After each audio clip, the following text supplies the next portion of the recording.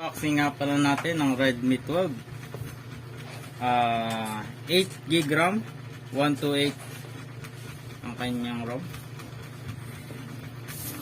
Ayan. Ayan guys. Tanggalin na natin sa kanyang. Ayan. Buksan natin. So, ayan.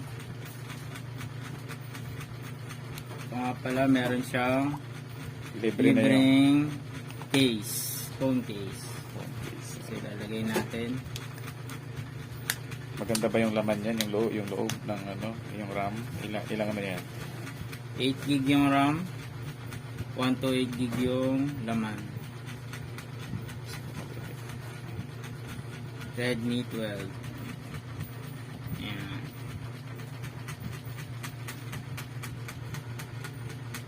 Naka 90Hz na siya.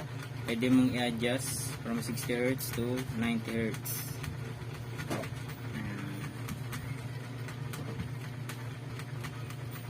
60 to 90. So, ayan. Smooth na ang kanya pag-scroll. Meron din siyang SIM card tray. Tapos charger. Ayan. Ayan ang kanyang charger. Sa charger port.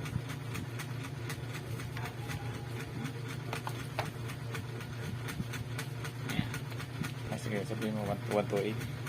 8GB yung RAM, 128 yung storage. Storage, or sa halagang 5.5. kaya sa halagang 5.5 guys, okay na yan, no?